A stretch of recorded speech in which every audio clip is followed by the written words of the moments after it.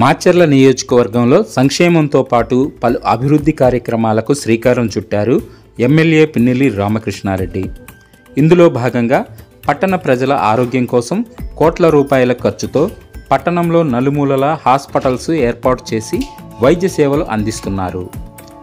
మాచర్ల పట్టణంలో తూర్పున నెహ్రూ నగర్లో నూతనంగా ప్రాథమిక ఆరోగ్య కేంద్రం ఏర్పాటు చేశారు. అలాగే పోలేరమ్మ గుడి వద్ద అద్దె భవనంలో మరొక హాస్పిటల్ అందుబాటులో ఉంచారు. పట్టణంలో దక్షిణ దిక్కు రింగు రోడ్డు సమీపంలో గౌడ కాలనీలో మంచి హాస్పిటల్స్ ద్వారా అందరికీ సేవలు అందిస్తున్నారు. ఇవి కాకుండా పట్టణం నడిబొడ్డున 30 పడకల ఆసుపత్రిని 50 పడకల ఆసుపత్రిగా మార్చి అద్భుతమైన సేవలు అందిస్తూ మంచి గుర్తింపు పొందారు.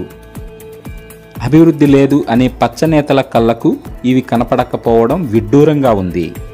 కోట్ల రూపాయల ఖర్చు చేసి పట్టణంలో మాత్రమే కాకుండా గ్రామీణ ప్రాంతంలో కూడా ఎన్నో హాస్పిటల్స్ నిర్మించారు ఎమ్మెల్యే పిన్నెల్లి రామకృష్ణారెడ్డి.